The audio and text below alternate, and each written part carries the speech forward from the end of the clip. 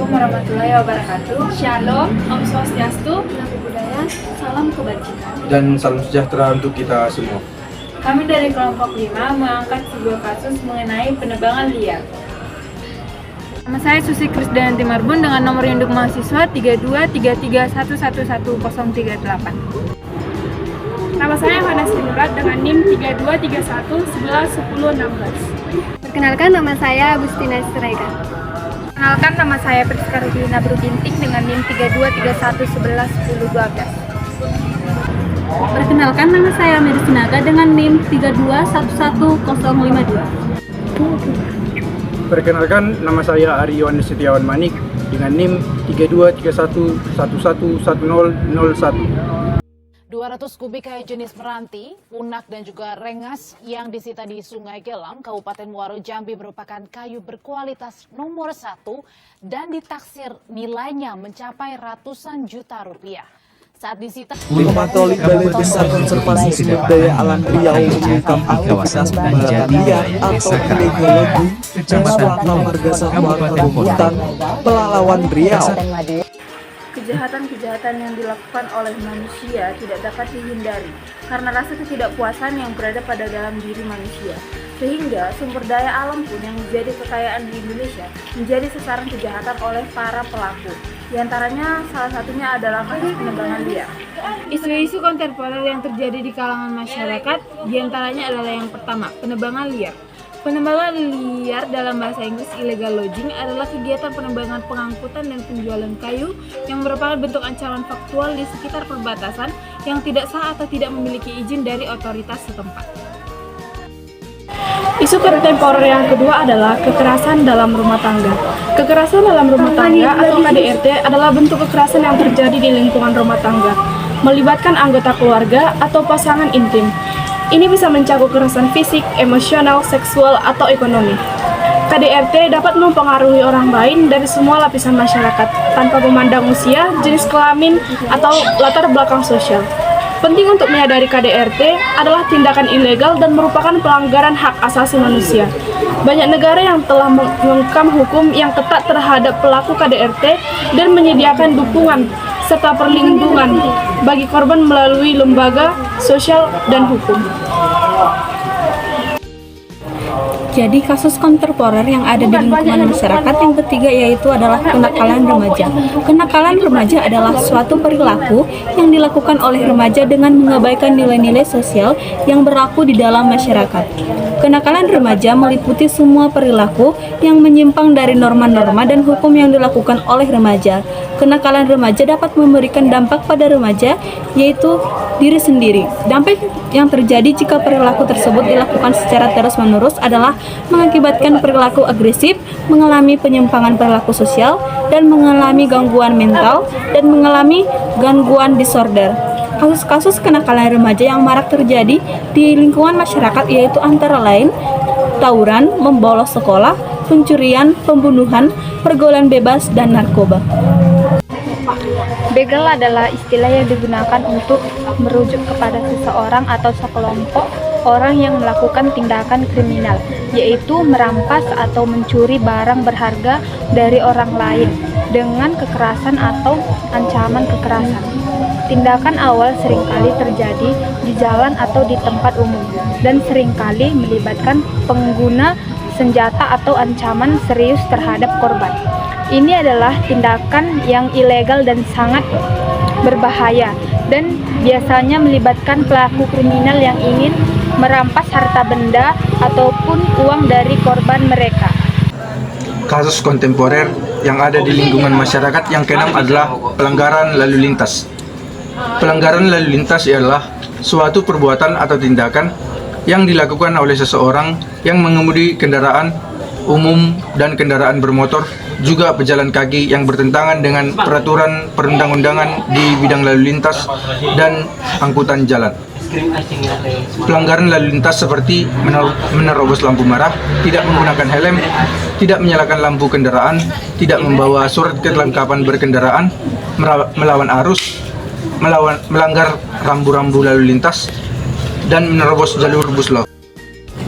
Dampak membuang sampah sembarangan akan merusak pemandangan, mendatangkan bau yang tidak sedap, mendatangkan banjir level rendah sampai yang tinggi, mendatangkan berbagai penyakit, dapat mencemari lingkungan. Maka dari itu, mulai sekarang mari kita membiasakan diri untuk tidak membuang sampah sembarangan. Kronologi kejadian penebangan liar yang terjadi di Buleleng, Bali. 3 orang pelaku penebangan liar atau illegal logging di kawasan hutan produksi terbatas Desa Madenan, Kecamatan Tejakula, Kabupaten Buleleng, Bali ditangkap. Ketiga orang tersebut merupakan warga Banjar Dinas Klodan, Desa Madenan bersama Kadek Suhita, Wayan Astawa, dan Nengah Kartiasa. Kapolsek Tejakula AKP Gede Sudiana mengatakan ketiganya ditangkap beserta barang bukti berupa belasan potong batang kayu jenis sono keling. Satu pelaku merupakan seorang redivis kasus yang sama dan baru saja bebas. Pelaku Kadek Suhita pernah dihukum dalam kasus yang sama di tahun 2021, kata Sudiana saat konferensi pers di Polres Buleleng pada Jumat 10 bulan 3 2023. Sudiana menjelaskan juga ketiga orang tersebut ditangkap pada hari Minggu 19 bulan 2 2023 dini hari sekitar pukul 1.30 WITA. Penangkapan berawal dari kecurigaan warga setempat yang melihat sebuah truk memasuki kawasan hutan di desa tersebut. Setelah dicek, truk itu ternyata mengangkut kayu dari dalam hutan. Warga kemudian melaporkan aksi penebangan liar itu ke Polsek Tejakula. Laporan warga, kami mendapat laporan dari warga. Setelah itu, Banbin Kamtipmas Madenan langsung menuju lokasi dan melakukan pengamanan terhadap sopir truk yang dimintai keterangan. Menurut Sudiana, penebangan kayu sono keling tersebut dilakukan secara bersama-sama selama 5 hari, yakni pada 14-19 Februari 2023. Ketiga pelaku menjalankan aksinya menggunakan gergaji manual agar tidak menimbulkan suara bising saat membabat pohon-pohon itu. Sudiana menyebut mereka menebang 4 buah pohon jenis sono keling di hutan tersebut. Pohon yang sudah ditebang kemudian dipotong menjadi 19 bagian dengan diameter rata-rata sekitar 30 cm dan panjang sekitar 2 meter. Mereka melakukannya bersama-sama bergantian menggunakan gergaji. Rencana kayu tersebut mau ditimbun dulu di rumahnya Kadek Suhita, lanjut Sudiana. Akibat perbuatan ketiga pelaku, negara disebut mengalami kerugian dana reboisasi sebesar 26,64 US dollar dan Provinsi Sumber Daya Hutan PSDH sebesar 1.550. Menurut Sudiana, para pelaku berencana menjual kayu-kayu yang telah dipotong. Faktor lingkungan penebangan liar dapat disebabkan oleh berbagai faktor lingkungan, termasuk permintaan pasar terhadap produk kayu, kelemahan dalam penegakan hukum, kurangnya pengawasan, dan kebijakan yang tidak efektif. Faktor metode penebangan yang dilakukan secara diam-diam. Faktor manusia, yaitu tingginya angka pengangguran dan kemiskinan, dan ingin mendapatkan keuntungan yang besar. Faktor kelompok ataupun organisasi, banyaknya kelompok yang berpartisipasi dalam penebangan liar. Faktor mesin, alat-alat pemotongan kayu yang sudah canggih sehingga mempermudah penebangan dan transportasi yang memungkinkan. Faktor materi, yaitu kekayaan sumber daya alam yang melimpah. Pasal yang mengatur tentang penebangan hutan secara liar yaitu yang pertama yaitu pasal 82 ayat 1 Undang-Undang Nomor 18 Tahun 2013 tentang pencegahan dan pemberantasan kerusakan hutan dengan ancaman hukuman maksimal 5 tahun penjara serta paling sedikit denda yaitu 500 juta rupiah. Yang kedua yaitu pasal 83 ayat 1 huruf B Undang-Undang Nomor 18 Tahun 2013 tentang pencegahan dan pemberantasan kerusakan hutan dengan ancaman pidana penjara maksimum 15 tahun penjara dan denda maksimum 100 miliar rupiah.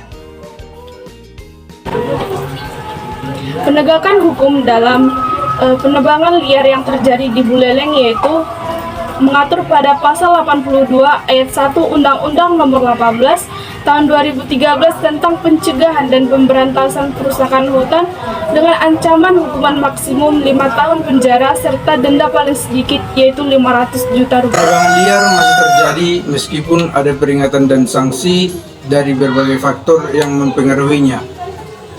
Beberapa faktor yaitu yang pertama, kepentingan ekonomi. Penebangan liar seringkali terjadi karena potensi keuntungan ekonomi yang besar. Kayu dan alam dapat diambil dengan biaya yang murah atau rendah, sehingga menarik bagi pihak untuk mencari keuntungan yang banyak dan cepat. Yang kedua, ketidakpatutan dan penegakan hukum. Penegakan hukum seringkali remah di daerah-daerah di mana penegakan liar sering terjadi.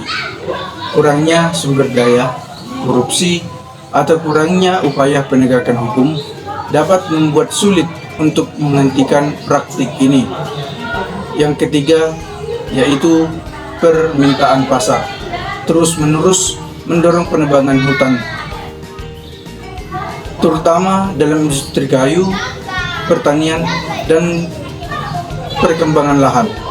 Kebutuhan akan produksi kayu dan lahan pertanian seringkali mengatasi hukum melarang penebangan liar. Yang keempat yaitu ketidakpedulian terhadap lingkungan.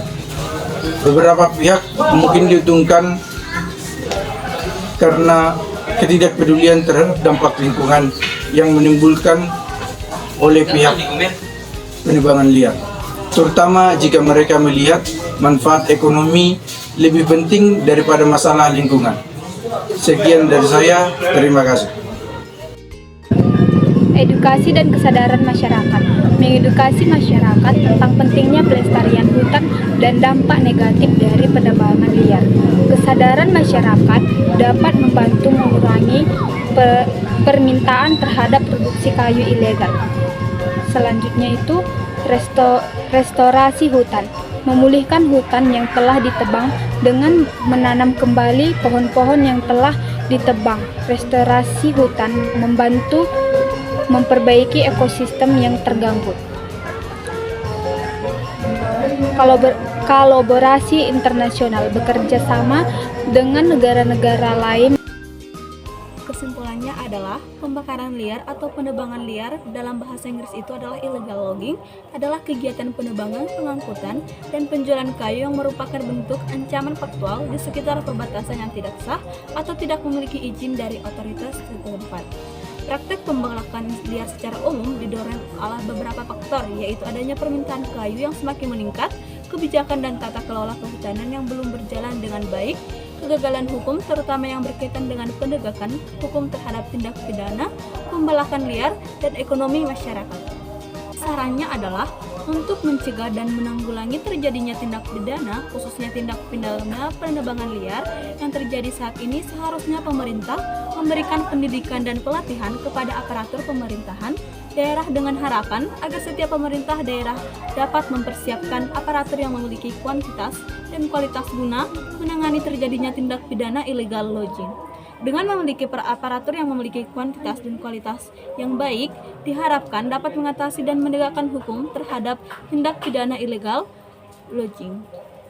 Aksi penebangan liar ini harus ditangani dengan pencegahan dan perbaikan. Adapun yang bisa dilakukan untuk mengatasi penebangan ini adalah sebagai berikut, yaitu yang pertama itu adalah dengan melakukan penyuluhan kepada masyarakat, yang kedua itu melakukan reboisasi atau penanaman kembali, yang ketiga itu adalah perketatan pengawasan dan pengendalian, keempat mempertegas peraturan perundang-undangan, kelima memberikan sanksi kepada pelaku. Sekian video penugasan kami mengucapkan terima kasih.